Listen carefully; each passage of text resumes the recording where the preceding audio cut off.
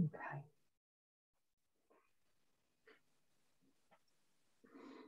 Nathaniel, welcome. Are we on? Yeah, we're on. We're on. Yeah. Thank you.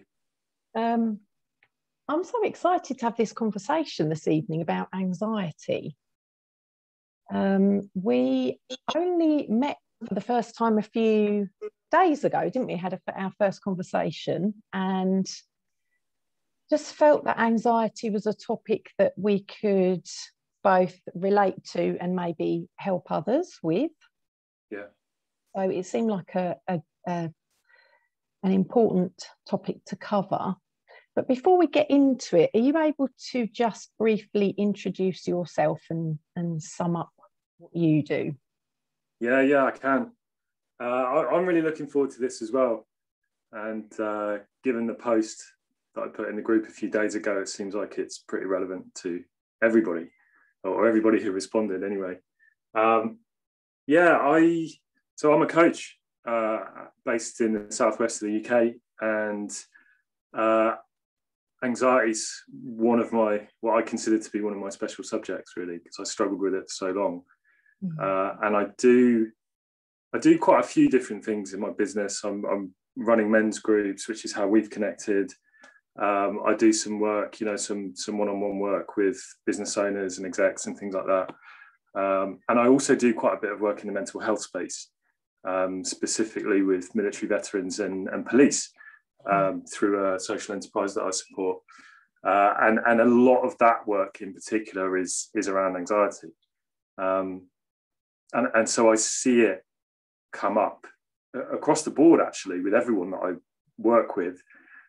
So that's hopefully what I can bring a bit of a perspective on that, and my struggles with it, and my relationship to it now, and what people can do.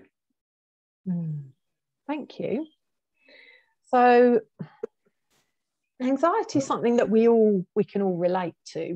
We're all affected by anxiety to some degree. It's kind of there the time, really. But we experience it in different ways. How would you describe anxiety? How would you kind of sum it up? Yeah, it's a good question, because I think for me, knowing what it is the key to having a different relationship to it. So it's kind of the main question in all of this. Because I know we were going to talk about coping strategies and things like that, but actually, when you know what anxiety is and how it works, those things become less. You need them less. And I totally agree with what you said in the. I talk to a lot of people about this, and I don't know anyone who doesn't experience it sometimes. I've never met anyone. No. And I've seen this in the corporate world. I've seen it in the startup world, in the business world. I've seen it from military guys. I've sat opposite special forces soldiers, SBS soldiers, active SBS soldiers who are, doing behind enemy lines, secret kind of operations in the Middle East and things like that. And they struggle with anxiety too, I see it across the board. So I think what you said is really important, because if anything comes from this conversation, I think it's important that we normalize it, and not judge it. Absolutely, because I think we can look at it as a mental illness, and it is really, because it stems from the mind, but it's also important to understand that we all have it. Yeah. Well, I'm gonna challenge that a little bit if I can. Yeah, absolutely. Because for me, the whole idea of mental illness brings with it a whole load of assumptions and a whole load of ideas that are built into the idea of mental illness. And for me, if thinking of anxiety as an illness, I think is problematic, because it creates this expectation that something's wrong. Yeah. If you're ill, there's something wrong, right? And therefore you need to diagnose it, and therefore you need to go and fix it. And for me, you know, especially since I've been doing the work with the military, the idea of some of the things that we struggle with in our minds, like diagnosing those or labeling those as illnesses, I think is actually part of the problem. Because then it's this thing that's, you know, it's a bit hush hush, like, oh, I've got this illness and I don't want to talk about it. And it becomes something to treat. And therefore things like medication and things start to make sense when you come to it from that perspective. And I don't see it like that. I actually see it as a habit. I think of anxiety as a habit. And it's a habit that we've innocently fallen into because most of us have been brought up in an environment where there are people around us with anxiety who don't know really what it is. And so we've got this mental habit that we're in. But you can break habits, you know, just like you can quit smoking, or you can change your relationship with whatever, sugar or alcohol or whatever it is that people have bad habits around. You can do that with anxiety too. And that's totally my approach. And that's what's really, changed my life. So my definition of it, the way that it makes sense to me, and the way that I like to explain it to people is that, like, we have a fear mechanism that's built in, that's evolved in us, which has evolved over millions and millions and millions of years. It's bigger than humanity. You know, most animals have some kind of fear response. Even we now think plants have some kind of fear response, like they know if they're being eaten and they can send out signals to the other plants and things like that. Like that goes way back. It's bigger than us, and it's a reflex. You know, it's like this thing that we don't have control over. That, you know, if you're being attacked or if something's trying to eat you, you know, it just turns on. And it's automatic. You don't consciously think, like if, I don't know where you are. Are you at home right now? Home, yeah. Right. So if someone started just kicking your front door in now and screaming and shouting, like, you wouldn't pause and say, excuse me, do you mind if we just pause this conversation and just need to deal with it? You wouldn't. It would just happen. You just go straight into that response. Your body would respond. And it would do a number of things. It would release a whole cocktail of chemicals, hormones around your body that would change the chemistry in your body. So you'd have cortisol, the stress hormone, you'd have adrenaline. So literally the chemical composition in your system would change in an instant. And any non-essential functions that were happening, like higher level abstract thinking, you know, cognitive thought, that kind of stuff, digestion, even if you've had your dinner before this and there's food in your system, your body's using energy to digest that food. It's not essential if something's trying to eat you or someone's trying to kill you. And so in a fear response, when you perceive that you are in immediate physical danger, your whole system will react in that way. And that's a really good thing. Like, that's a lifesaver. That's the thing that gives you that fight or flight response. It's the thing that gives you that, you know, tunnel vision of, like, deal with the threat, run away, jump out the window, fight them off, whatever it is. And it's there to save your life. And it probably has saved your life. For most of us, it's probably saved our life at some point. You know, cars come around the corner too fast and you just jumped out of the way and you didn't even realize what had happened until afterwards. You know, that kind of thing. That's the fear response working well. So that's a good thing. So it's not the enemy. It's there for a reason. It's there to protect us. It's a friend, but we need to create a different relationship with it in order to.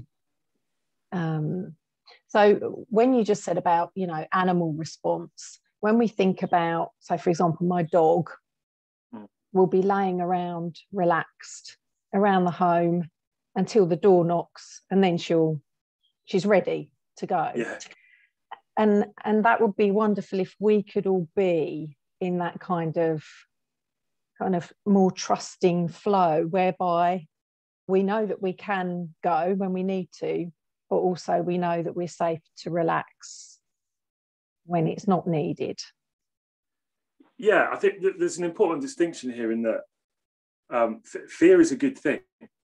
Like, let's not say that you should feel fear. Like, fear is helpful, fear is useful, and in certain situations it will save your life. But what anxiety is, the important distinction in this, and the definition really of anxiety, as I see it, is that anxiety is when that same system is being activated and all the stuff that goes with it when there is no direct physical danger.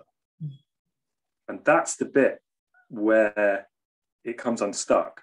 Yeah. Because if, for example, I don't know, let's say you've got a big day tomorrow and you've got an important meeting. And when you think about that, you worry about it, and you imagine whatever the person you're talking to, you don't get on, or it doesn't go in the way that you want. And you have that thought and you start to worry about it. If you perceive that thought as a threat, then the system activates, and then you start to have exactly the same response.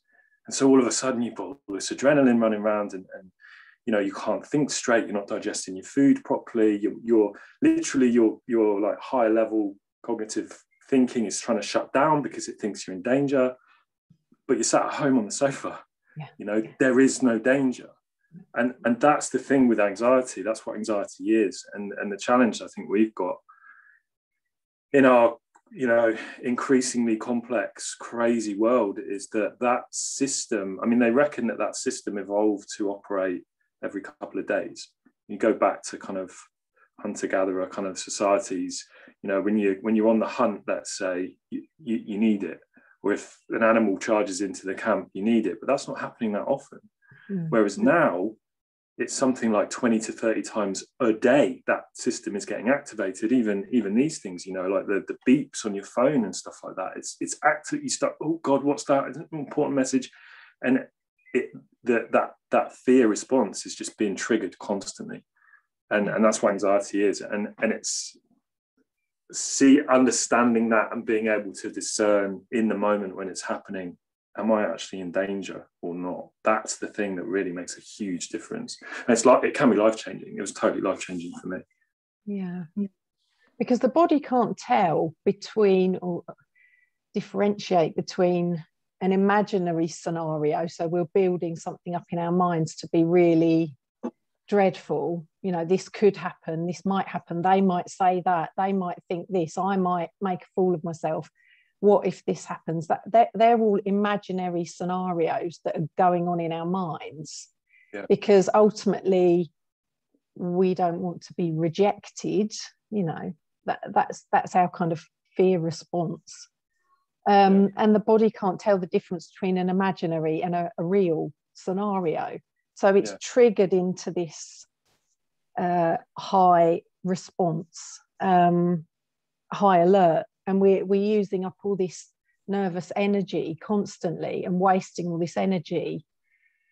And it's exhausting, isn't it? And if we're not aware of it, if we're not aware of what's happening, and we're not able to look at it in a different way and step outside of that and create a different relationship with it, it can just ruin our lives and be, we can be not sleeping for weeks on end over imaginary things, and it's the mind saying it's just not safe to relax. It's not safe to relax. Something bad's going to happen. And for me, I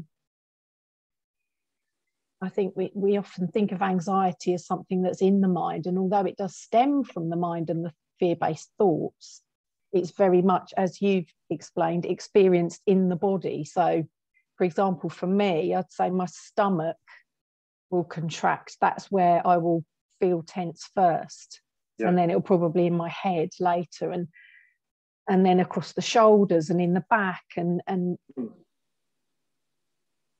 so it's a feeling, isn't it? Anxiety is a feeling that we have in our body that tells us that something bad's going to happen.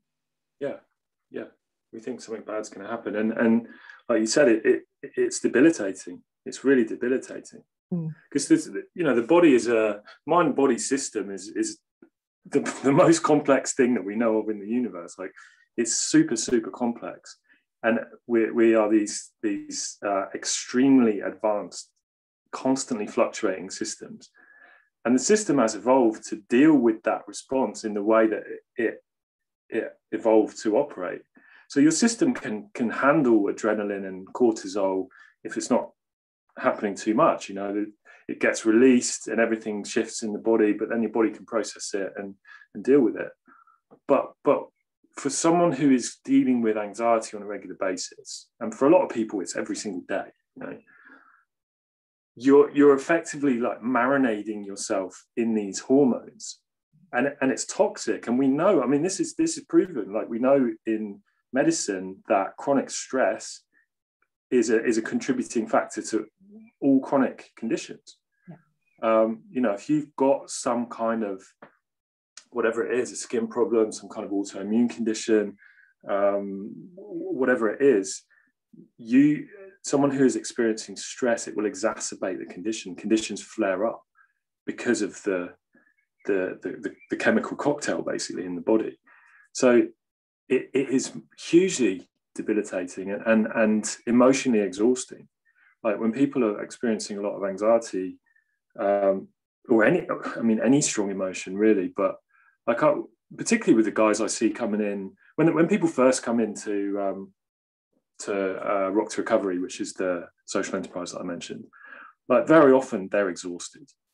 They're at breaking point because they're not sleeping, they can't relax, they're constantly on edge, they are worrying all the time, they're afraid, and you can see it, and it's debilitating.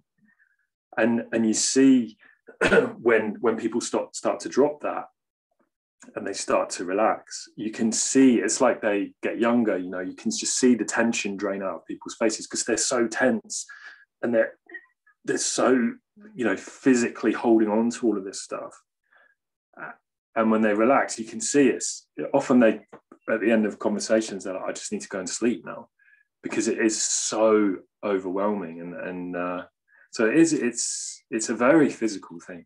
It's a hugely physical thing. We think of it as a mental thing, but the feeling that we're experiencing is our physical system doing things. And it can be exhausting. It used to exhaust me when I used to struggle with it. I used to really struggle with particularly social anxiety. So particularly speaking like this kind of thing.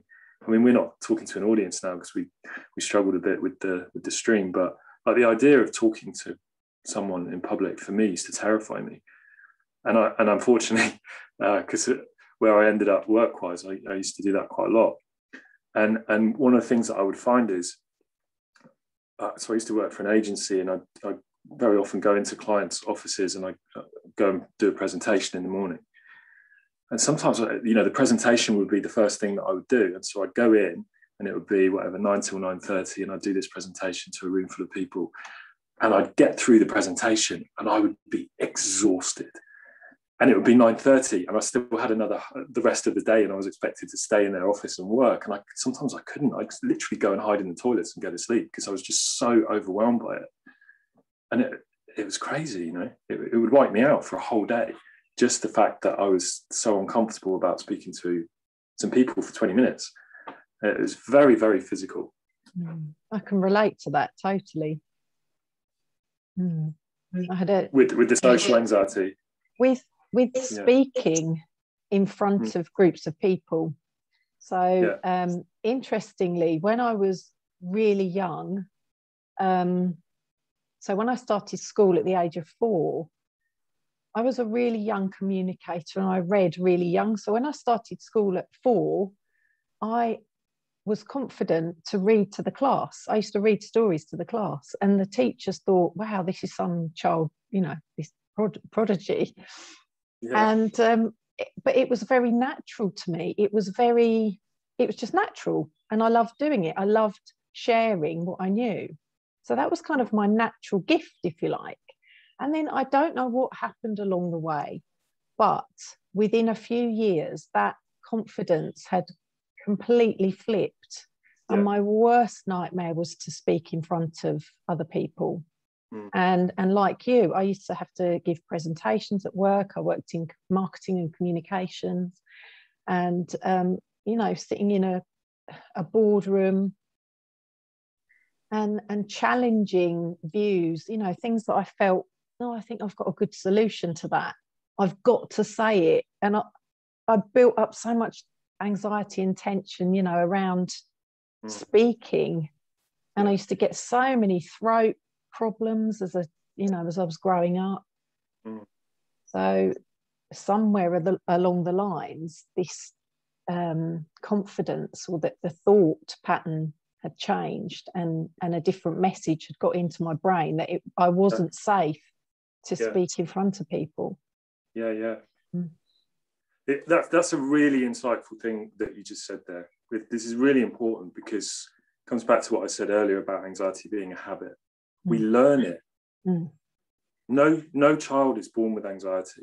Anxiety does not exist in children under about 6 or 7. It just doesn't. You can look it up. Like it just doesn't, because kids at that age are present. We haven't learned at that age to have that kind of higher level of thinking where we're kind of comparing ourselves to others and wondering about what other people think. We don't really have the capacity to worry about what happened in the past or think into the future.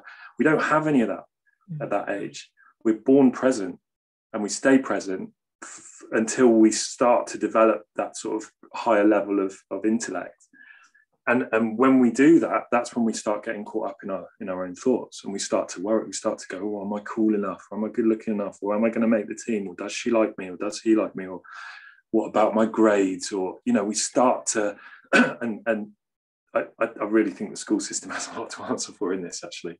But we start to have all of these judgments and worry about them, and we start to perceive this risk everywhere. You know, what if they don't like me? What if I don't fit in? What if I'm not part of the gang? All that stuff. And that's when anxiety starts. And that's when you start to see kids I'm actually talking to someone, a child of one of my clients in a week, who's 9 years old, and she's starting to get anxiety. It doesn't surprise me, sadly.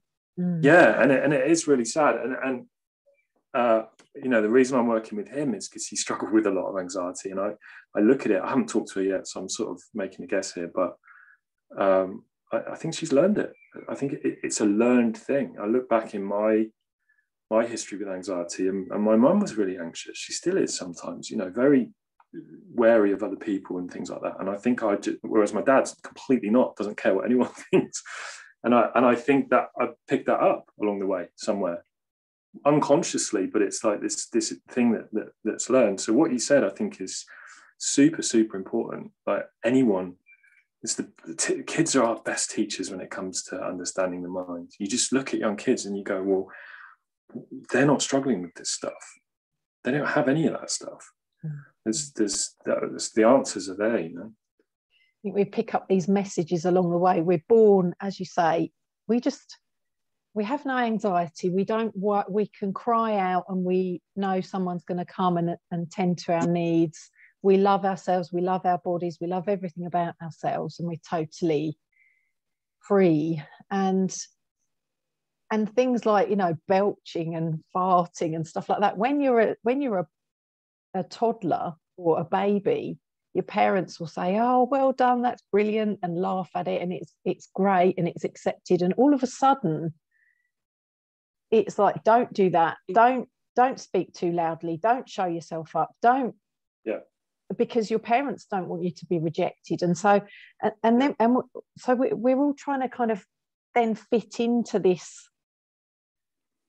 I'm supposed to be this now, and that's not natural for me, and now I'm not safe anymore, and now if I do this whatever it is, my needs won't be tended to. And it quickly flips, doesn't it, from, oh, they're so cute, to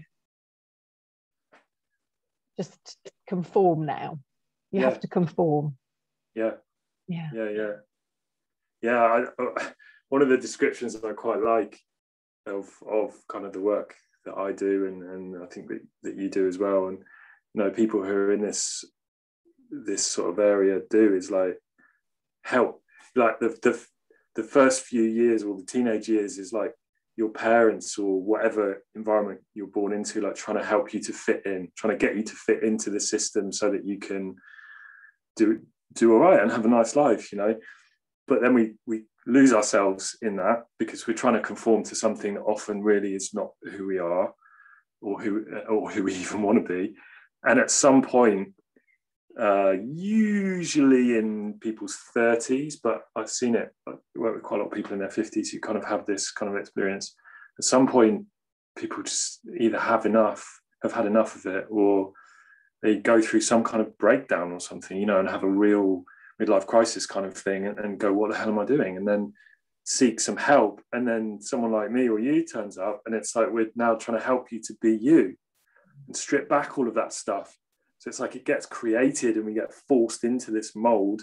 And then at some point, if you choose to, you go, actually, I'm trying to now crack that mold and just figure out who I am and what I want to be and what I stand for, and, you know, drop all of this expectation and trying to fit the social code and all of that. And that's one of the ways I think of what this work is, really.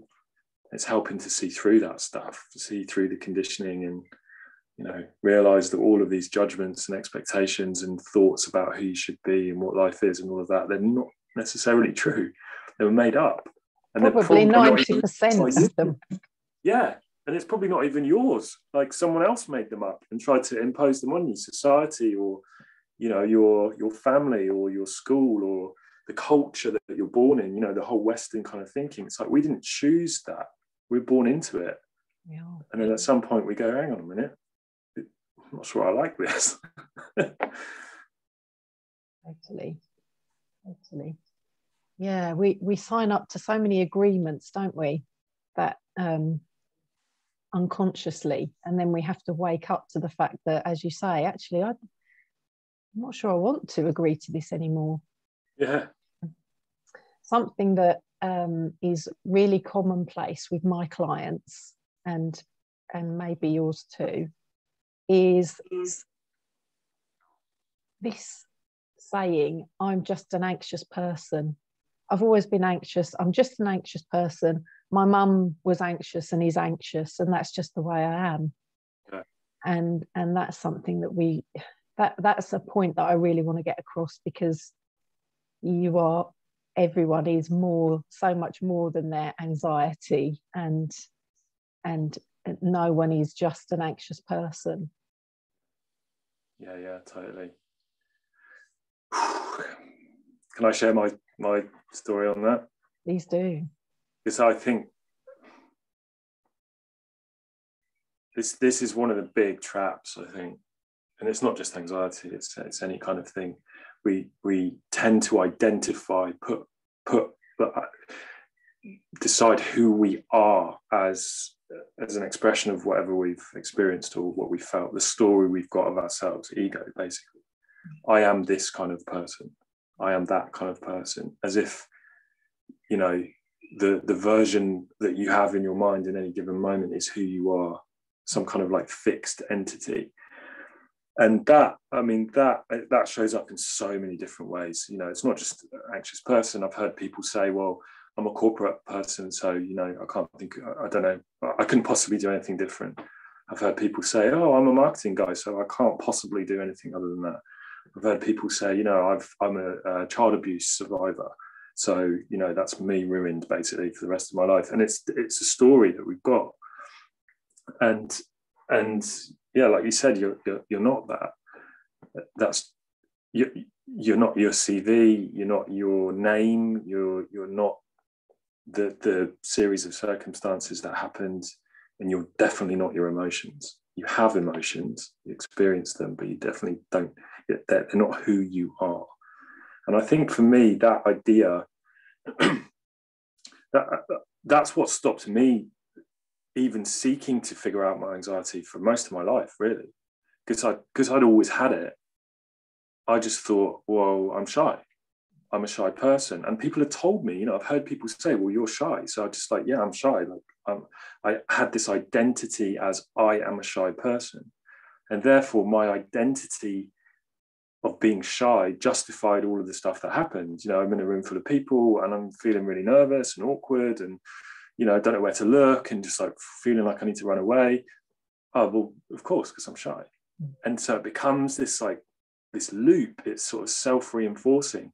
You have the feeling and then you try and understand the feeling and go, why am I like this? Oh, because I'm shy. And so then the meaning that we make of it, which is just totally made up, it's a meaning, it's just a thought, a story, basically, that then justifies the feeling. And then it becomes circular and it's like, okay, so this is who I am now.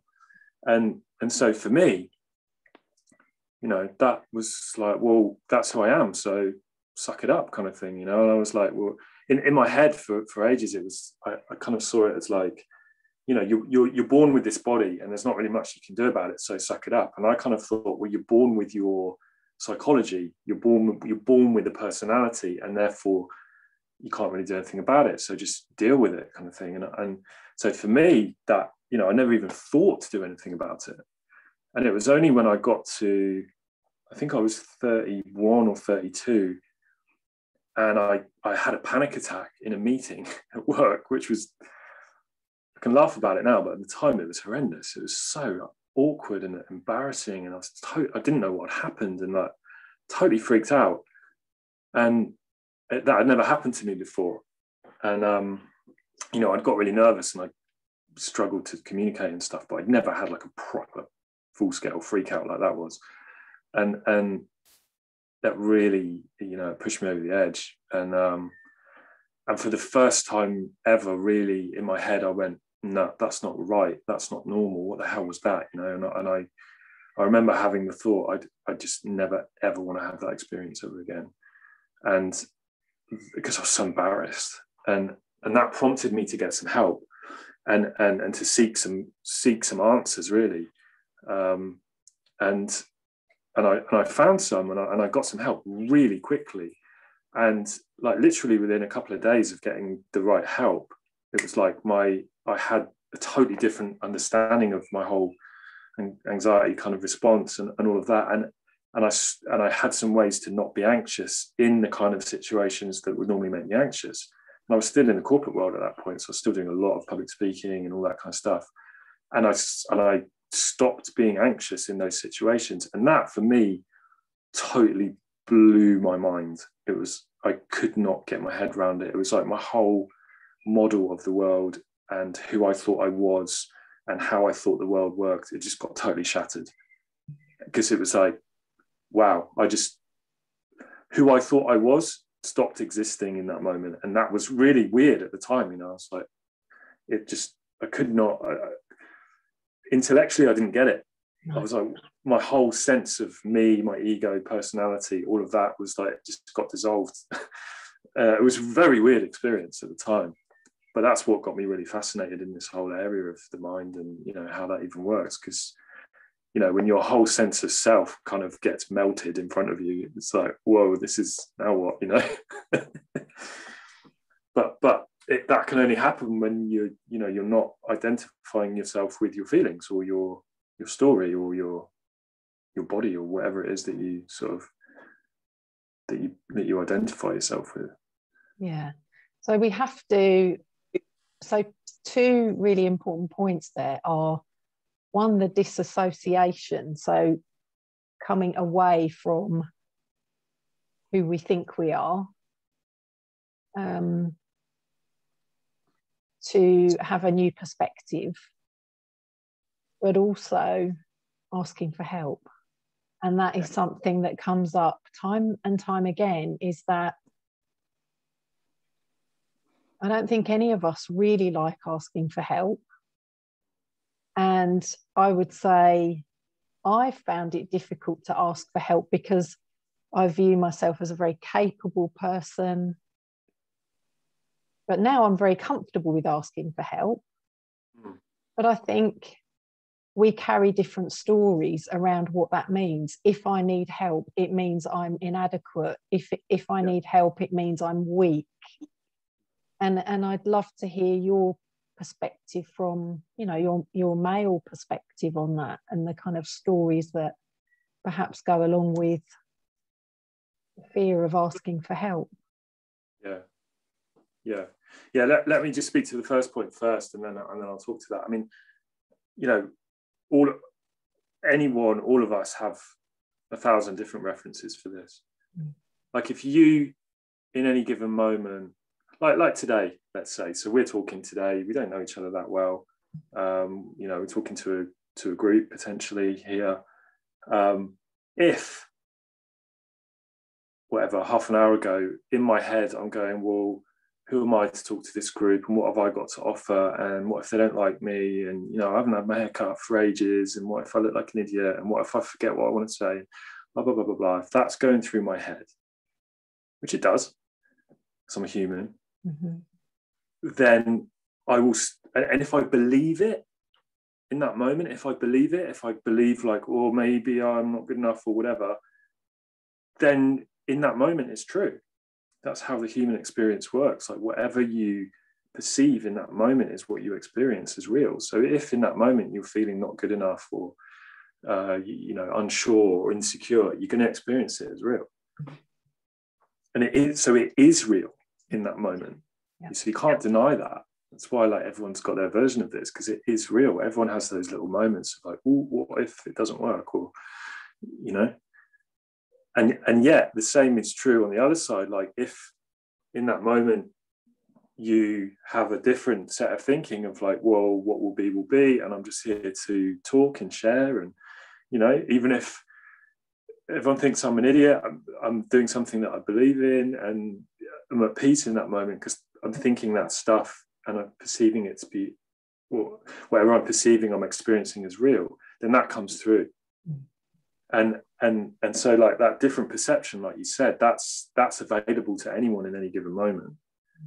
Like, you know, there's the whole idea of kind of self-belief. You know, I don't know anyone who has rock solid self-belief every moment of every day. It's like this, constantly. And the trick, in a sense, is recognizing where you are. You know, recognizing what's going on in your head and what you're feeling, and realizing it's just whatever story you've got in that moment, and it doesn't mean it's real. Just remind me the second question. Second question was around needing help, you know, asking for help, and how, and a male perspective, not that we all have the same, you know, not that every man carries the same story around needing help, but I think from a woman's perspective, we kind of feel that we need to be all things to all people. That's a story that we perhaps carry. We should please everyone, and and possibly men have although the feelings are the same and the stress is the same, we carry a different societal story. Totally. This is huge. Men are crap at asking for help, and I think it's cultural.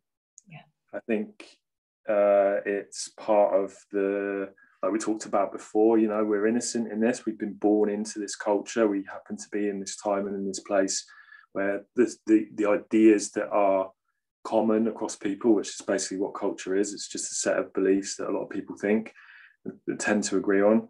The culture that we're in the West, the kind of Anglo culture, is that men shouldn't need help. Like, we shouldn't ask for help, and that if you do ask for help, it's weak. And, you know, we should always have our shit together, basically. And it's toxic. It's such a toxic idea, because everyone struggles. I mean, you know, I think to some of the guys who I see through the social enterprise stuff that I do, and, you know, these guys are soldiers who've often, you know, been all over the world, seen some really crazy things, been involved in a whole load of violence, And very often the reason that they are there is because their partner has forced them to go. Yeah. Partner has said, I can't take this anymore. Their wife, their girlfriend, whatever, someone else in their family, they've said, you need to go and talk to someone, because they're trying to internalize it. Yeah. They're not talking about it.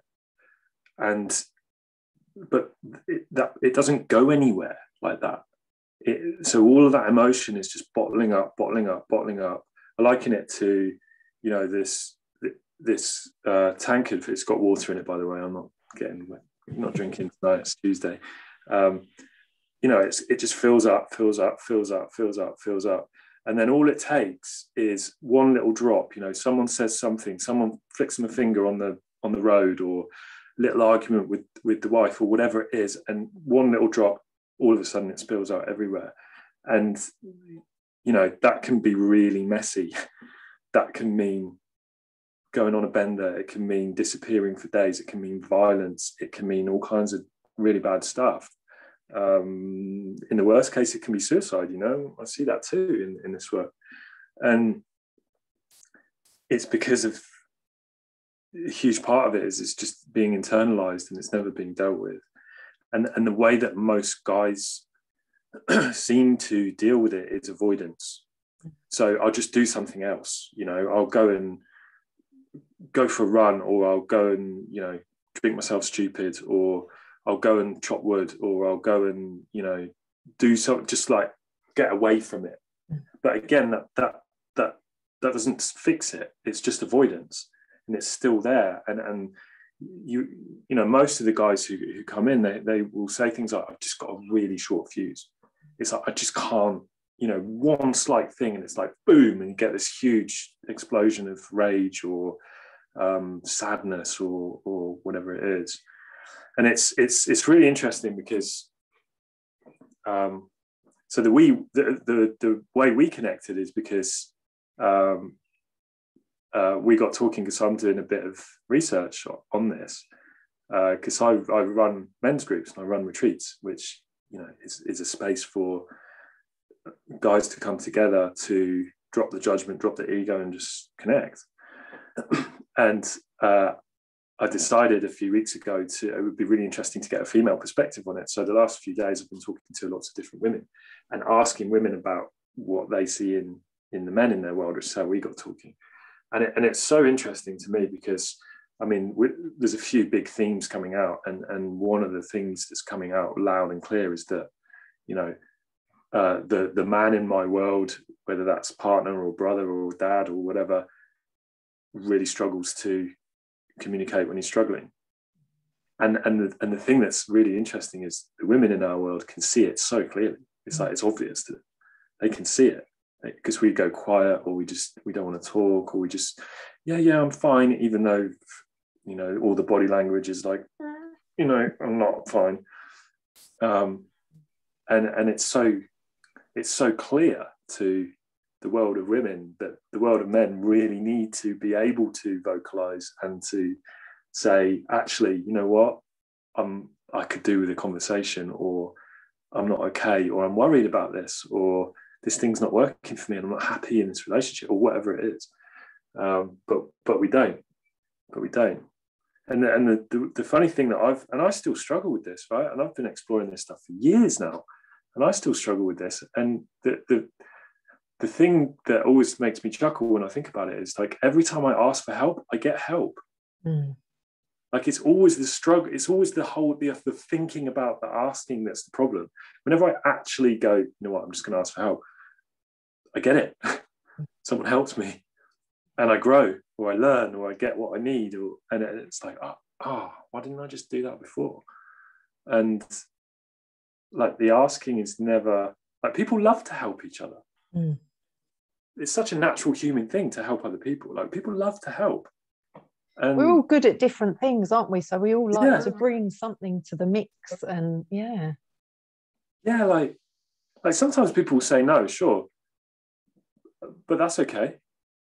Sometimes people haven't got time, or they don't want to, or whatever. That's okay. But more often than not, that's the really funny thing about it. More often than not, you get the help that you need or that you want. And I guess that's one of the things that I see that's maybe a little bit different with the mental health end of what I do versus the coaching end of what I do. I see it all as coaching, but with the mental health side of it, usually people are really cagey when they come to that, because they feel like, who's this guy? And, you know, they feel very wary about admitting that they're not okay, even though it's pretty obvious they're not okay because of all this stuff that's happening in their world, and they know it, and they're not happy. Whereas I look at the other end, and, you know, the people who I'd see in my private practice, for example, they don't need help, but they want help because they know that getting help helps them to move further. You know, there's this sort of acceptance of like, you know, I recognize that I don't know what I don't know. And if I find people who can offer a different perspective or know more about, like me at the moment, you know, I'm seeking to understand, I'm trying to change my relationship with money. I'm trying to learn more about my relationship with women. I know that I'm not the expert in those things in my world, because I would like some of those things to be different. And so I'm seeking help, but not because I need help to validate me or something, just because I know it's really helpful and it's good. It makes my life better. And it's like, once you've asked for help a few times, you start to learn that actually getting help's great. And it's not something to fear. It's something that's actually really nice part of life, actually. Yeah.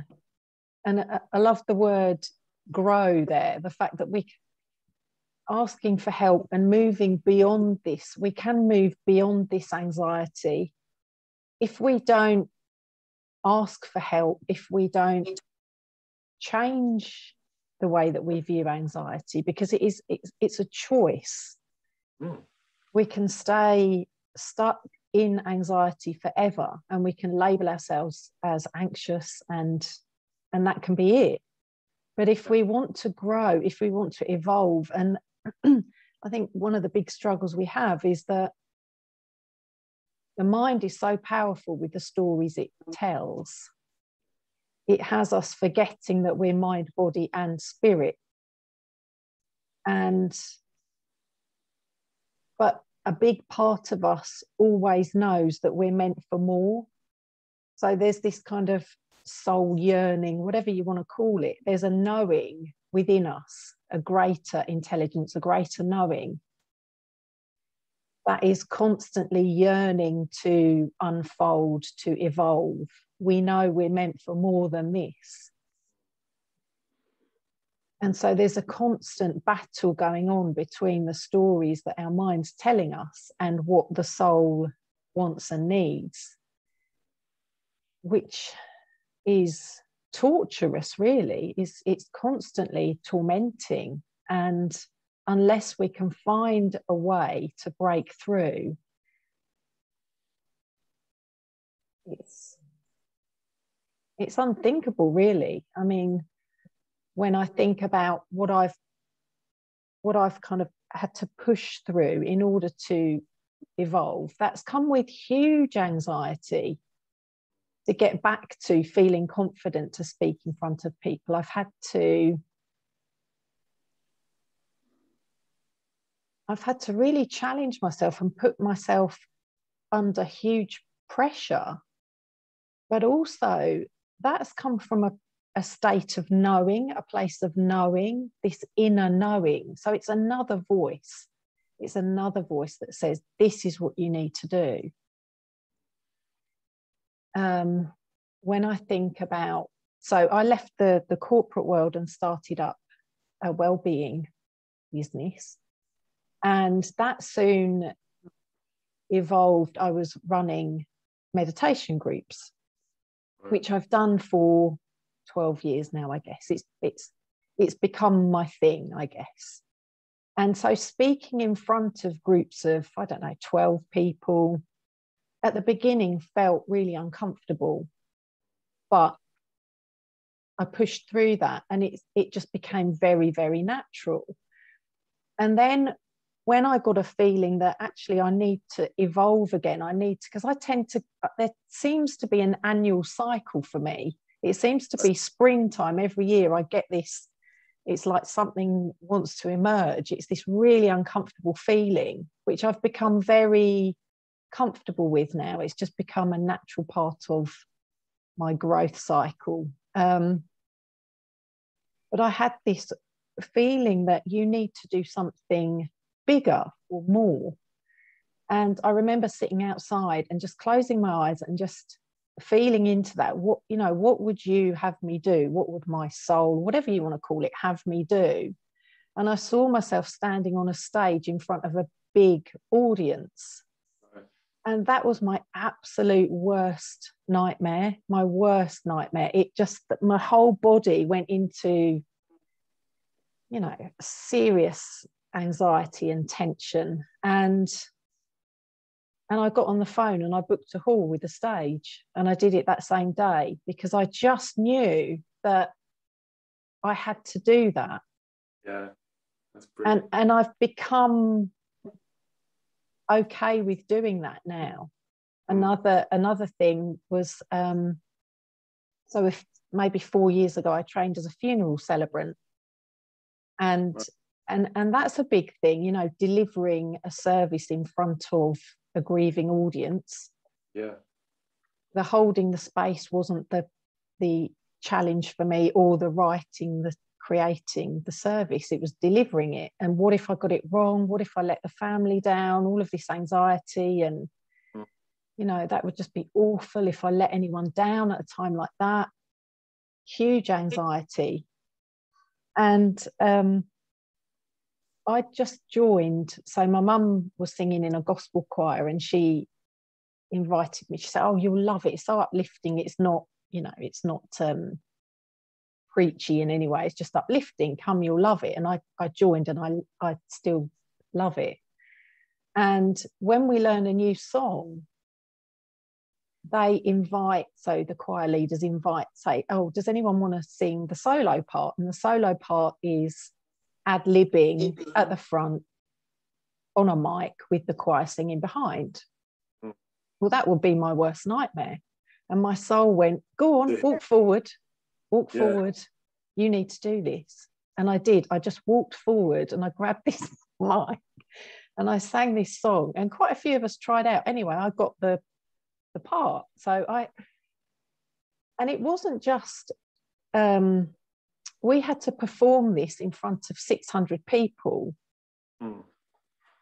And I was absolutely petrified. I lost sleep for weeks. I knew I had to do, I knew my soul wanted me to do it. And every part of my body and my mind said, "Don't do it, don't do it.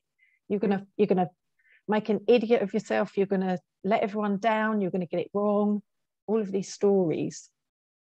And just before I went on stage, my friend phoned me, and she said her partner, who was 50, had just died of a brain tumor. Right. That just before I went on stage, and she said, "Would you conduct the service for me?" And I knew, because he was well known in the community, that it was going to be a massive service. And I thought, this is why I need to do this song, because if I can sing, which is not my comfort zone at all, if I can sing in front of 600 people, then I can speak in front of 400 people.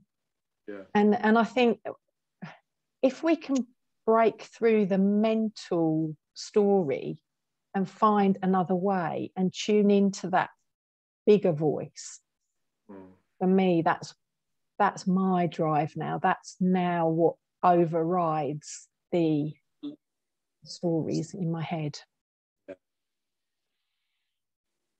Wow, that's a really powerful story. That sounds like a massive experience.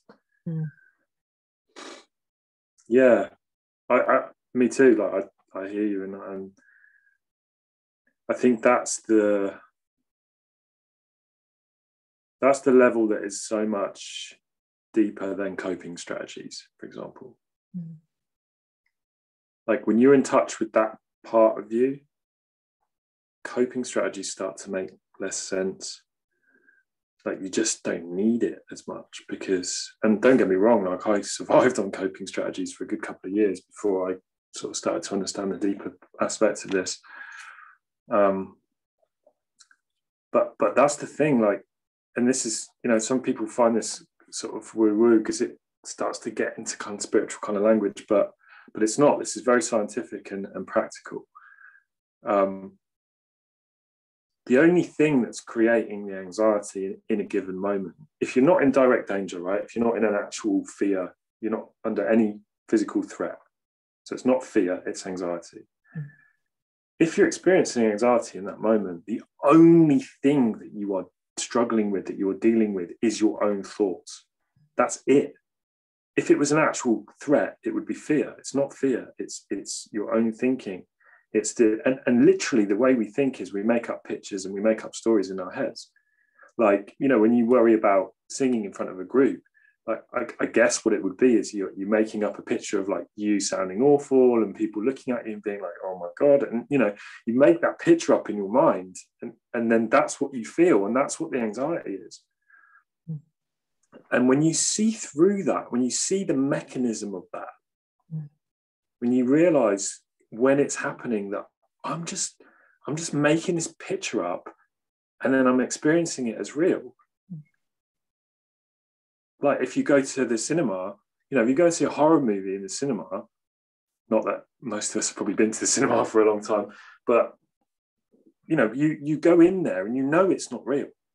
But people go because they want to have the experience of like, ooh, tension, and then bang, you know, something happens and the music's all part of it. And there's, you know, with most horror films, you can see it coming a mile off, but you still feel that fear because it's like, when's it going to come? And it's drawn out and it's, you know, the people who, the directors of these films, that's the art of it, is like creating this tension such that you feel the fear and but you know it's not real. You know it's a film. But if you came out of a horror film at the end and you said, well, that, you know, the mark of a crap horror film is, well, I wasn't scared. You know, you want to be that, but you pay. That's why you pay the money. Like same as you know, fairground rides and things like that. Like, you know, you're trying to create those feelings in you, but you know that you're safe. Like, you know that it's not real, and but it seems real when you're in the film. Because a really good film, it seems real in that moment. You're in it. You're in that story. You're in that situation, and this our relationship with our thoughts is kind of the same thing. You know, we're literally just creating this stuff in our minds. Usually with anxiety, we're worrying about something that's going to happen that hasn't happened yet. So we're worrying about, you know, mucking up the presentation, or, you know, bombing on the day, or losing the argument, or whatever it is, you know, not winning the game, whatever it is that people worry about and feel anxious about. And so we create this thing in our mind and then we experience it as real. And that's where all the anxiety is. But that deeper part of you that you said before, that kind of that wisdom in you, or, you know, your soul, or whatever you want to call it, that's still there. It's just that we lose it because all of our attention is in this thing in our heads. And the sort of the simplicity of this, that's so utterly life-changing when you really start to get this, is like when you start to spot it, when you start to spot that you're doing that you're in your head and you're thinking about this stuff, it's super easy to just like disconnect from it and come back to that deeper wisdom. Like, that deeper wisdom doesn't go away. It's always there. You're born with it. It's part of who you are. Like, it's innate. It's built into you. And we just lose sense of it because we're so preoccupied with our thoughts. And it doesn't even matter what the thoughts are. You know, you can be anxious about the weather, what happened with the football, COVID, work, family, whatever. It doesn't matter the content of what you're thinking. The fact is, you're just thinking a lot, and you're really stuck in your head, and you're believing that your thoughts are going to some kind of prediction of what's going to happen, and they're not. Like, we all know that you imagine bad things happening and then they don't happen, or the opposite. You imagine things are going to go great and then something bad does happen. Like, you know, we know implicitly that our thoughts are not predicting what's going to happen, but we forget that. But the moment that you start to see through that, you can start to really tap into that deeper aspect of us, which is, that's when life gets really good, because it's like when you're starting to not be so consumed with your thinking, and therefore not be so consumed with the emotion, and you're just living more from that place, and you're guided more from that place. Like, that's when life just feels effortless, and the things that used to be really scary just don't seem that scary anymore, and things that maybe just seem like a vague dream start to become, no, I'm actually doing this now, and it's a project that I'm working on, and stuff happens that is amazing. Yeah. Because we're not so in our heads and just more connected. And it's a very practical thing. It gets lost sometimes, I think, in spiritual language, and especially for me, for ages, the moment people started talking about that kind of stuff, it was like, no, this is all woo-woo, fluffy stuff. Give me the coping strategies. I need coping strategies. I'm a man of science. I need something practical. But there is something deeper, and just because we just haven't really got good language for it. The moment, I'm not a religious person, so the moment people start talking about spirit and soul, part of me is like, oh, here we go. But it's there, right? It is. It's just that the language we've got tends to be caught up with the religious context and stuff, which puts people off. But I mean, I think anyone, if you check in with yourself and ask yourself, like, most people know that there's some aspect of us that's bigger than whatever's going on in our head in that moment. Well, the fact that we can see what's going on in our head shows that we're not our mind. Something's observing what's going on in our head, or what's going on in our life. So we know that there's something bigger, that we are bigger than that. When we think about, we're creating all of these stories in our mind, what could happen, and worst case scenario, kind of preparing ourselves for the worst case scenario. What I think now is that whatever that worst case scenario is, if it was to happen, if that worst case scenario was to happen, we would deal with it one step at a time. We would deal with it in tiny bite-sized chunks.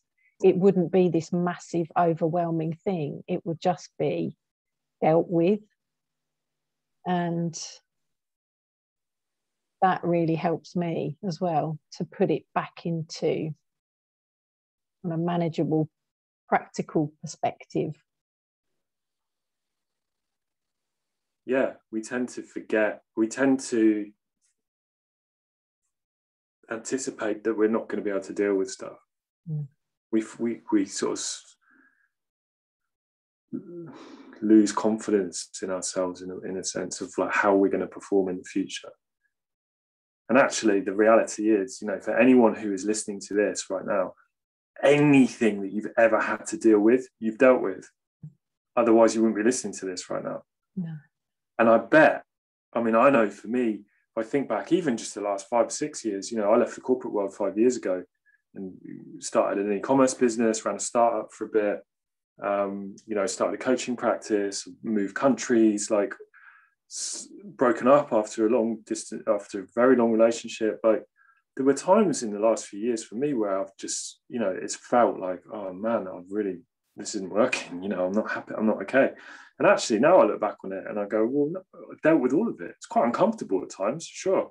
But I'm here and I survived. And even though maybe it didn't always feel like I was in control or everything was going in the way that I wanted to, in hindsight, it all worked out. Yeah. And I think we forget that. And we whatever's the presenting challenge of the day, and it can be pretty major, it can be a big health challenge, or it can be a big financial challenge, or so I'm not sort of downplaying the challenges that we have. Like, don't get me wrong, life's hard. I'm not playing that down, but like we always have what we need. It's just that we forget that we do. And that, I think that's a really powerful thing to see and to remember. And we do remember it. If you look back through your life, you go, man, there was that time in school, there was this thing at work, I thought that I'd lost the game of life many times. But in hindsight, that often that needed to happen. And actually, for me, the more I think about it, the more I see how this works. Those were usually the times where I learned the most. They were like the moments of like, wow, that's when I really grew as a person, because I've dealt with this hugely challenging situation and a better person as a result of it. But we forget that, and I think that's when people are really, really struggling with anxiety. That's often what it is. It's like they just can't see a way through it. They're just like, don't know what to do. Okay, so how about if we kind of summarize and offer a few practical steps that people can take, starting with a strategy. So for example, my offering would be very simple things like, if you're in anxiety, then don't underestimate the power of rest and sleep to lose the momentum of that train of thought. I think that's one way to kind of come away from it temporarily, because when we wake again, we start again.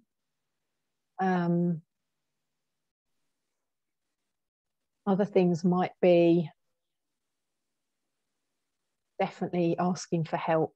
That comes up time and time again with all the interviews that I've done, whether it's whatever it's around. It's like, what was the turning point? Well, the turning point was I asked for help. And actually the help was there. And when I asked for help, I realized that most other people suffered as well. It wasn't just me.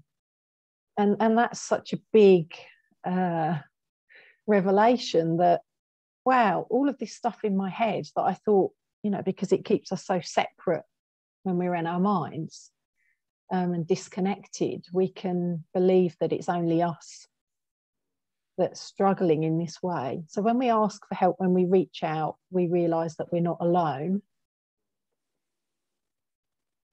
Now, I think they're a couple of important steps. Also, changing our mindset, although this is still working with the mind, looking at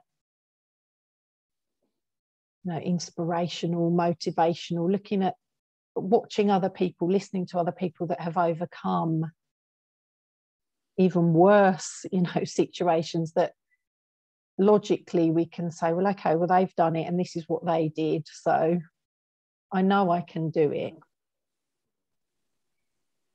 And the more that we put into our minds, the more positive stuff that we put into our minds, that's going to help. But it doesn't necessarily take us down into that deeper wisdom. I think that deeper wisdom has to come from coming inside, getting into our body. And we can do that through meditation, through walking often. I think coming actually inside the body, which may sound odd, bringing our awareness into the body grounds us. It takes us to a different place.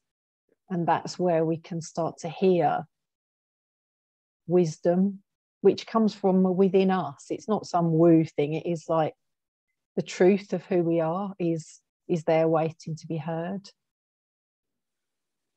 So for me, getting to a point where I can form that relationship with my inner wisdom is always going to be my ultimate aim, to have that, to clear the way for that.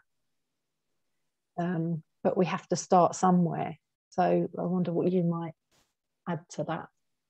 Yeah, I'm not sure I'd add anything, but maybe I'd communicate it in the way it makes sense to me. I mean, ultimately, the big picture is absolutely what you said. It's like, it's understanding yourself on that level, understanding that deeper aspect of you, understanding how your thought feeling works, the mind-body connection, not in a theoretical way, not in a like textbook way, in a way that like you feel it, you know, like you know it in yourself, in the way that, you know, if you, I don't know, drive a car, for example, you just know it in your body. When you first learn it, it's all clunky and you're trying to think of it all in your head, but at some point it's in your body. Most people just drive without even thinking now. Like there's a big difference between getting it intellectually and getting it in an embodied way. So that's the when people have a really embodied understanding of themselves in that way, anxiety really stops being an issue, like it really does. And you don't need coping strategies and things like that. And that's a huge part of, I know that's what you do, that's a huge part of what I do. That's, you know, a big part of why I run retreats and things like that, because that's a format that's really helpful for people to get that. And that being said, you try saying that to someone who's having an anxiety attack, like just, they can't hear it. It just don't go in. And I've, you know, and I have, when I first started learning this stuff, I was really, you know, I tried that and it's actually could be quite inflammatory actually. It's all in your head, you know, it's like, whoa, don't say that to someone who's really freaking out. So in terms of like practical stuff, I think there's, for me, there's two really key things.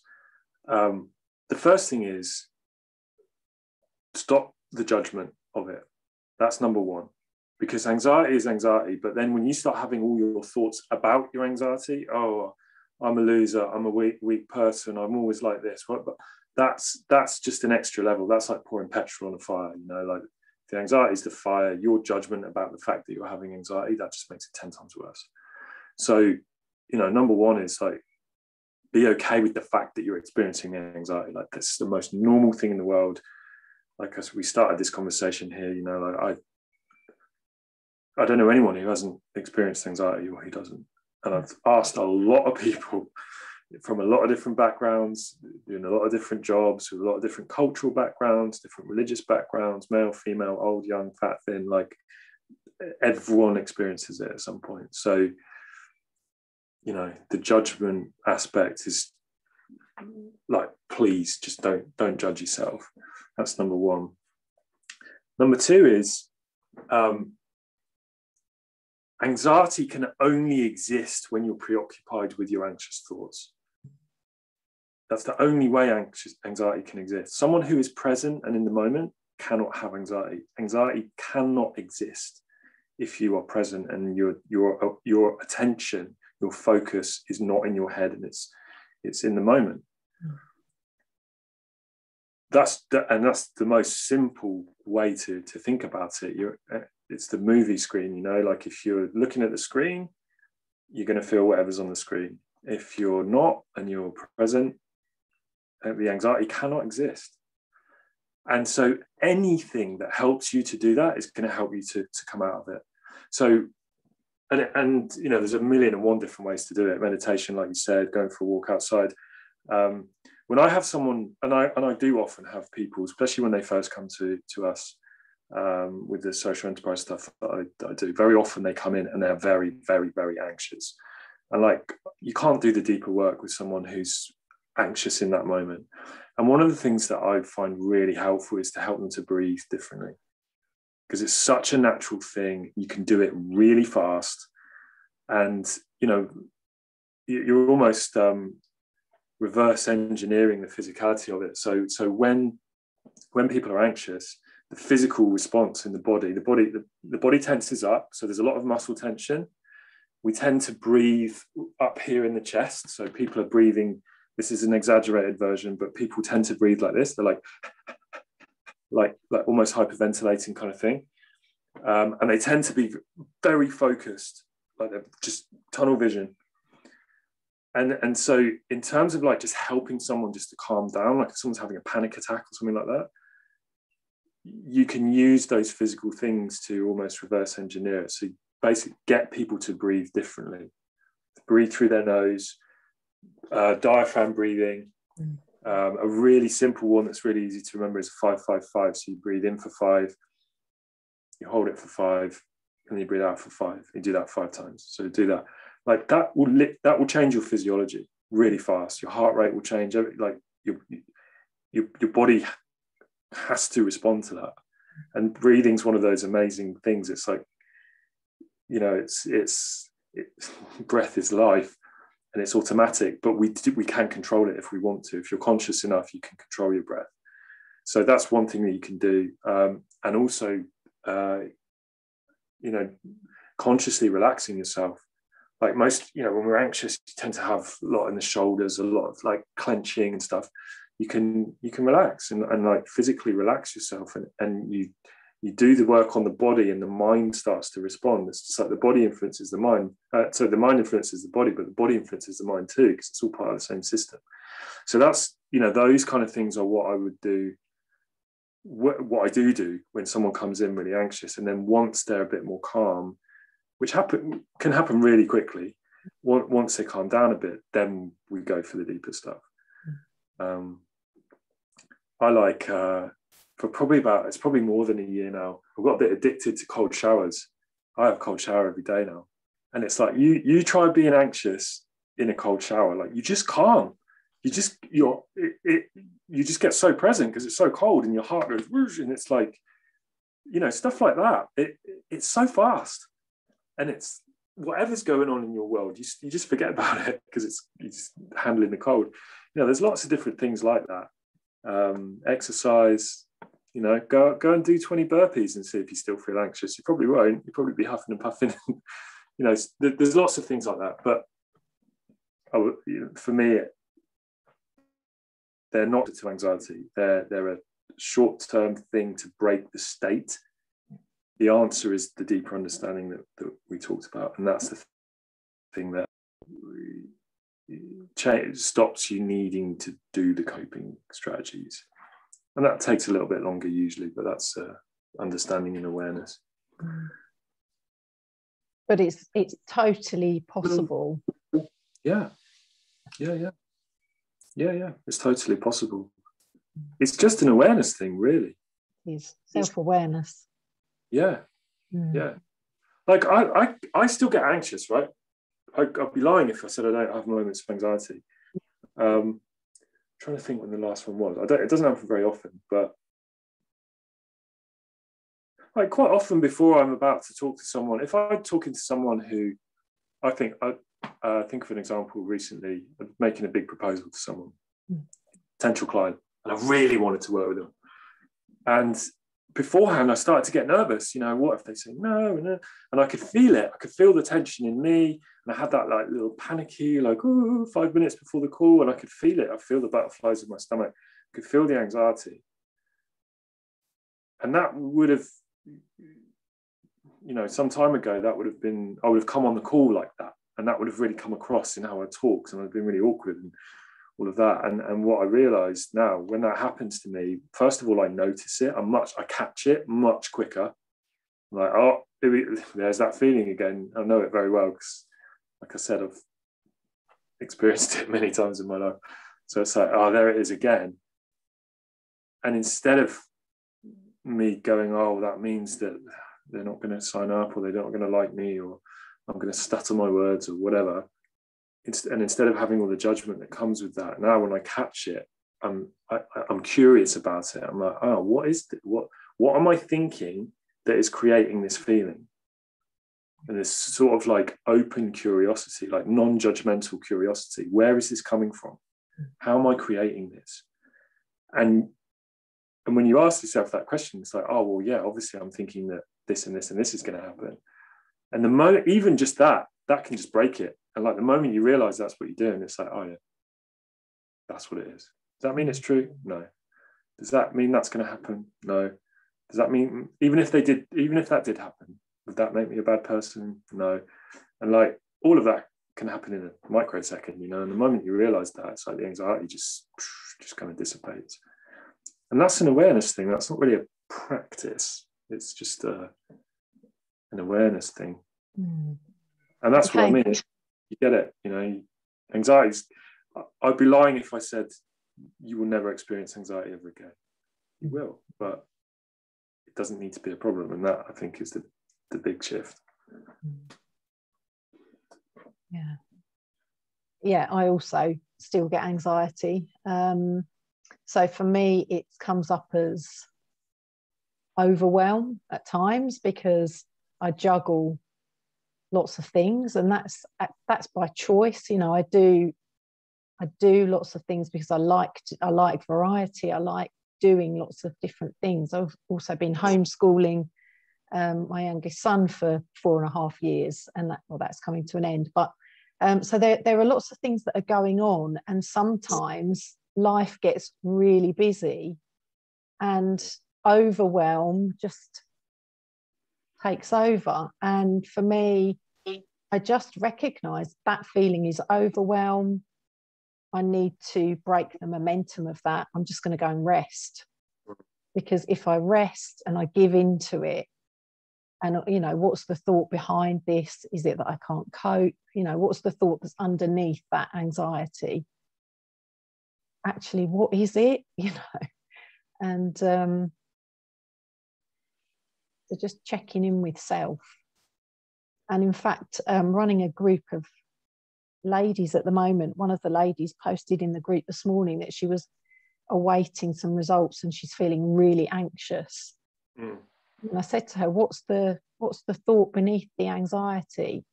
And she shared it. So we just talked it through. Okay, well, is that true? Or how could you, what thought could you come up with that is more true for you, that takes you out of that state?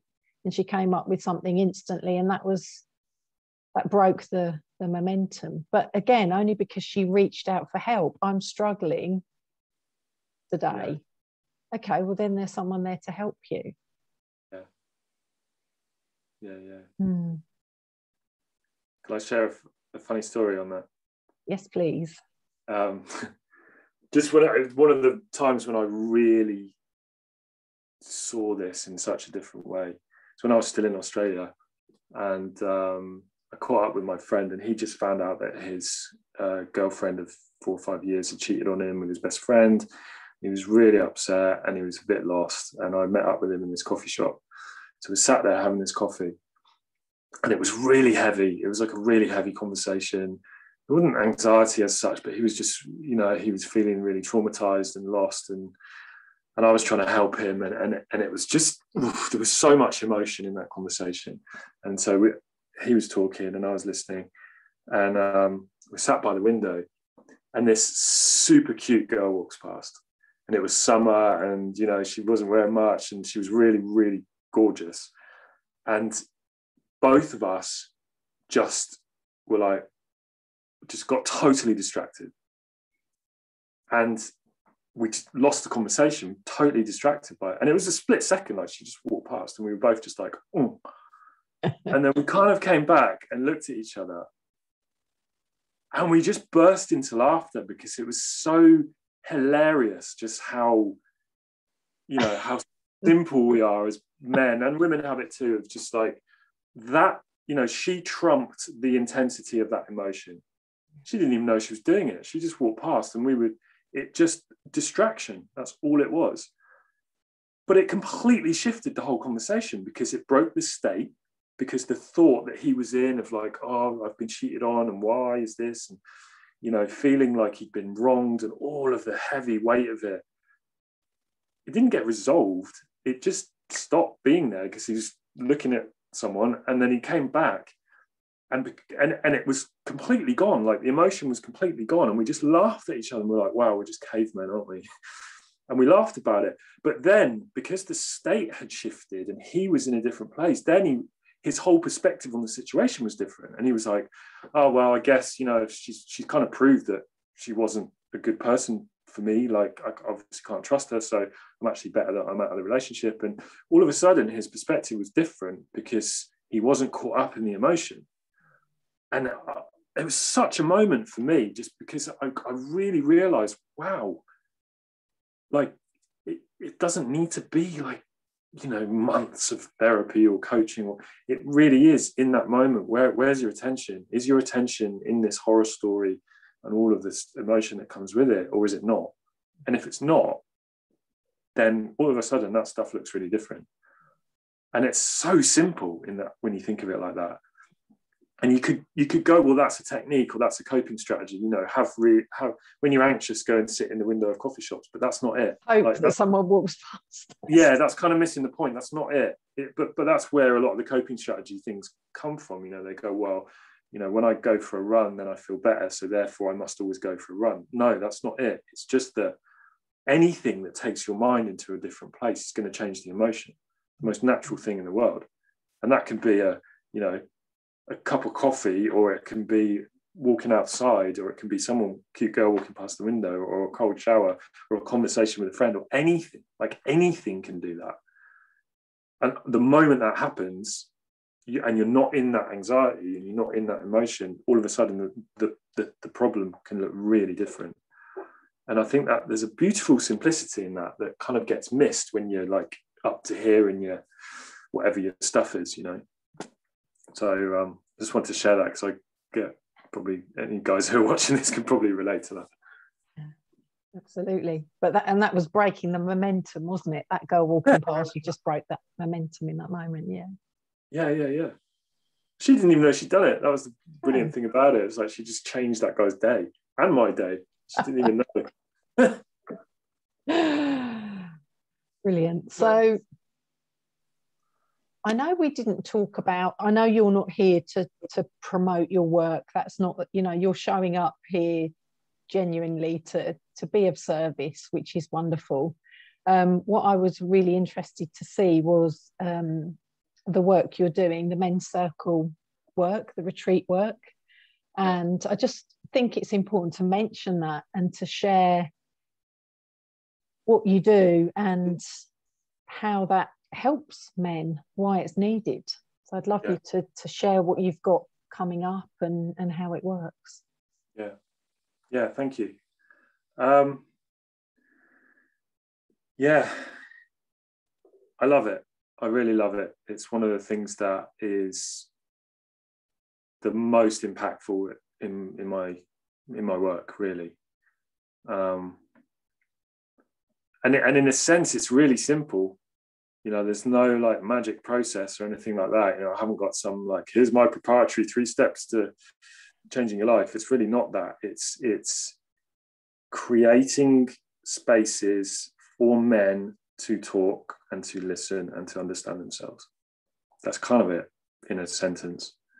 You know, everything that we talked about having that deeper understanding of how we work, who we are, you know, that's the answer to everything in life. You know, figuring out what you want from life, actually finding ways to do that, understanding your emotions more, like all of that stuff comes from that.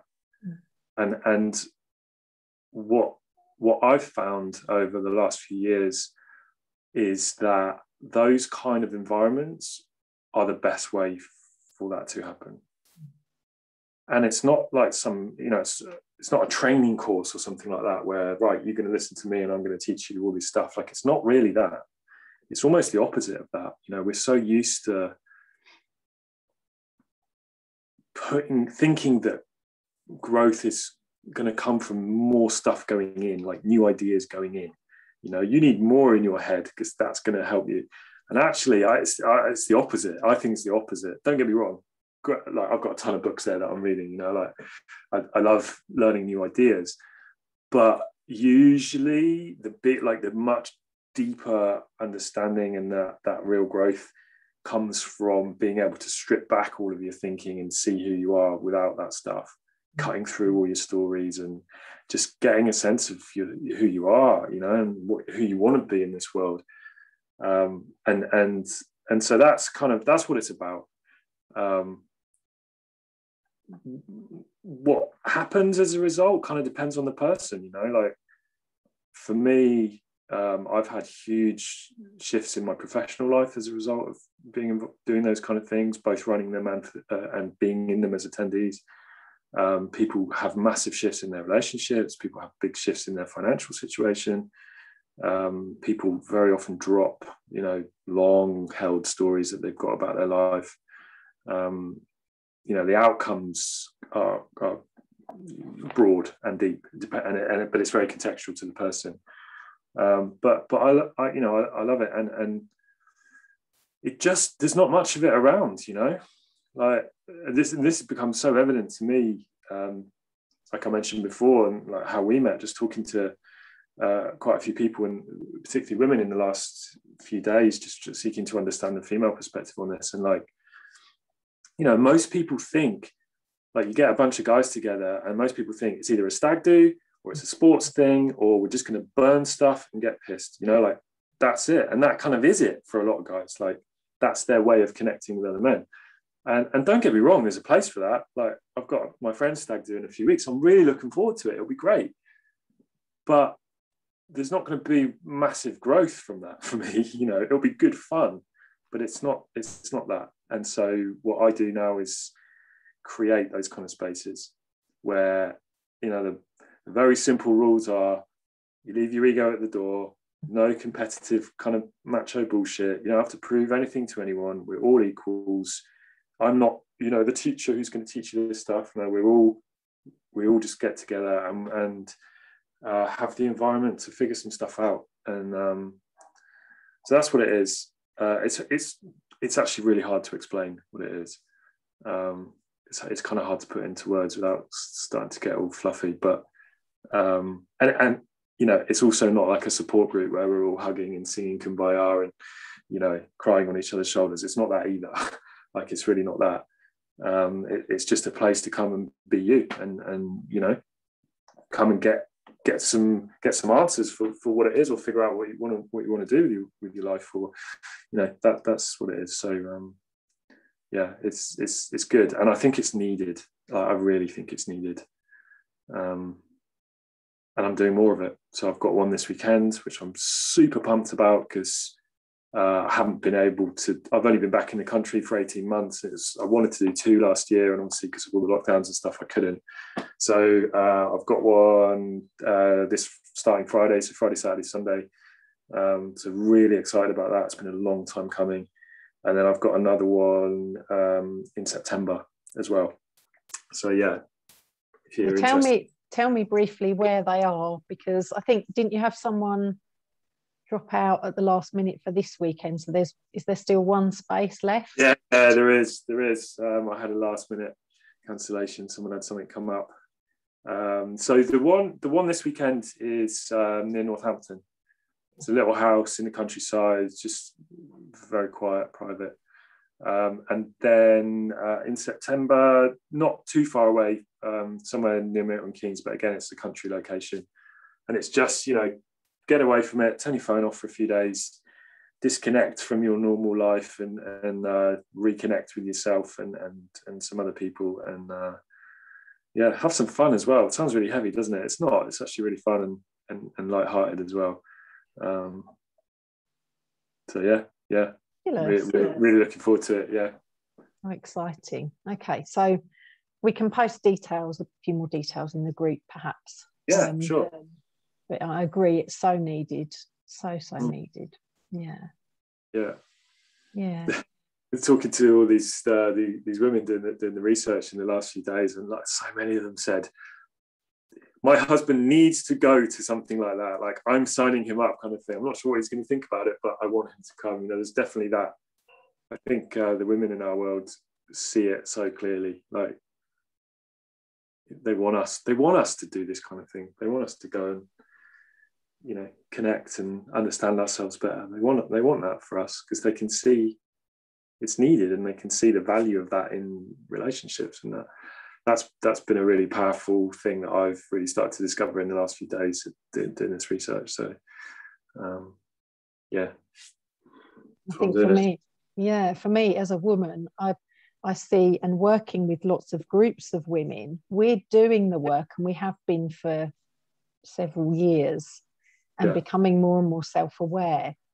And as we're rising, we want men to be rising. We want men to be lit up. I want to see men in their power, you know, loving life and having a purpose and feeling fulfilled and lit up.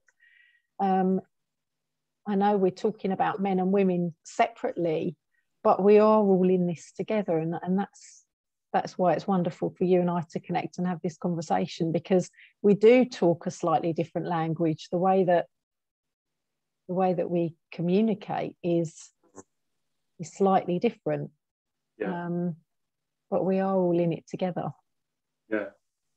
Yeah, totally. And yeah, it's been so interesting really seeking female input on this, because I mean, we haven't really talked about, I think that's the first time you use the word power, but like it's this whole idea that it's weak to kind of seek to understand your emotion, or that to you know, ask for help. It's the opposite. It's a really powerful thing to do. It takes massive courage to do that. It's uncomfortable. It is uncomfortable. I'm not going to lie. Like it's hard to do that work, especially we've got a whole lifetime of conditioning telling us that we shouldn't do that. To actually look at it straight in the face, it's like, whew, it is uncomfortable, but it's a powerful thing. And the thing that's been super interesting for me in the last couple of years is I've really gone deep on this in my own life. It's like women see that, and women like that. You know, women find that attractive.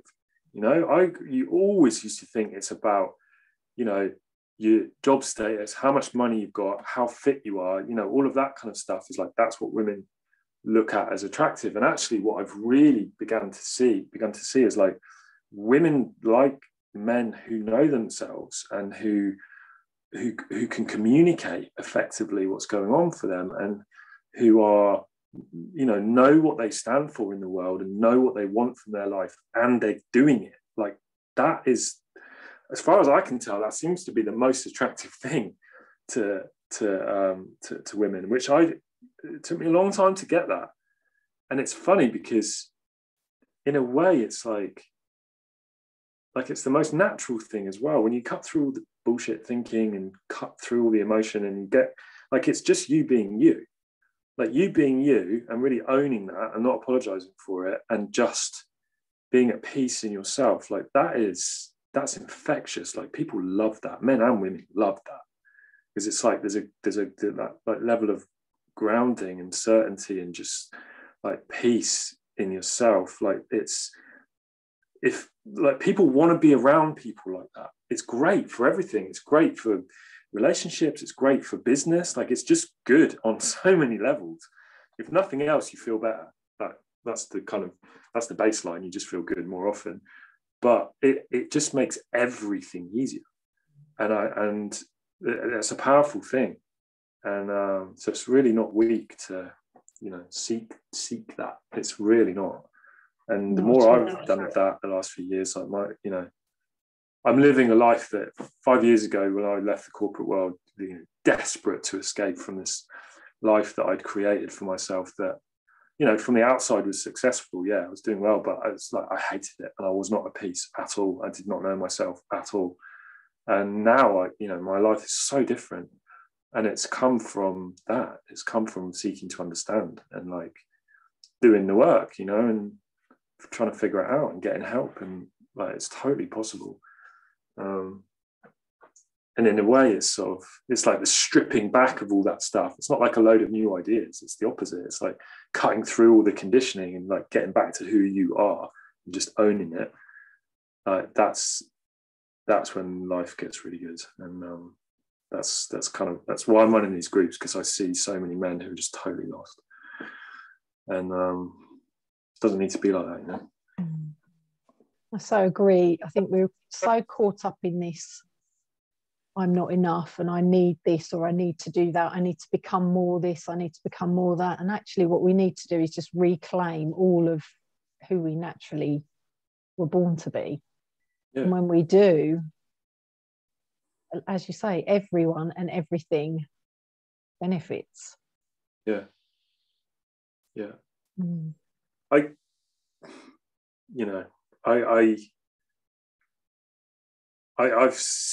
I've had a number of clients over the last few years, men who've got to, it seems to be the magic age is about 54, 55.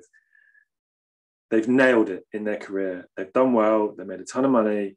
They've got a nice house. They've got a nice car. They've got a good family. They've ticked all the boxes of all the things that we are taught to believe that in our capitalist Western society is a good life.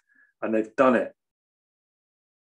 and they're lost and they're empty. And very often they get depressed, they have a midlife crisis, they have a breakdown, they go completely off the rails, they do something stupid. You know, I've had a client, he ended up cheating on his wife and all of this, but it's just because he was just so lost. And because he'd won the game, you know, he'd won the game that he thought he was playing. And he's like, great, I've got to level bloody 10 and I beat the big boss. And now it's like, where's the prize? I'm not happy. Mm. And it's like, it's not coming from the money. It's not coming from the status or my job title or my success or my kids, or it's like, and it can be very confronting. It can be deeply confronting. And you know, I help people pick up the pieces. That's part of kind of what I do. And it's like, you can't, what's the saying? Like, you can never have enough of what you don't really need.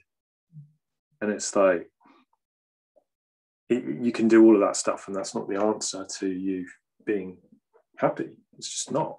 Might be for a little moment, you know, when you get the pay rise or whatever, and you have to, hey, you celebrate, but it's not the answer to like fulfillment and contentment and peace. It just, that's the opposite. That's an inside job. And you know, you don't need to go through the 30 years of striving and then having the crash to figure that out. You know, you can start there. And you can start wherever you are and start looking in that direction. And a huge part of that for me, that started with me trying to seek answers to the anxiety. You know, once I got through the anxiety and stopped being so anxious, then I started to look in that direction. And yeah, I see that this is a big challenge in the world right now. In the West, I think this is one of the biggest challenges we've got. People think that, you know, your happiness and your peace and contentment exists in some set of external circumstances, and when you've got all this stuff, then you're going to be happy. And it can't work like that. It doesn't work like that. You can never win the game like that. So, but it can be deeply uncomfortable realizing that, and it can be quite a challenge for people. Yeah. Thank you so much for this conversation. It's been wonderful. Yeah, it's been great. Yeah, really good to connect. And I hope this has helped someone somewhere in some way. That's what it's all about. So, yeah, I really appreciate your time and your presence. And yeah, hopefully we can do this again sometime.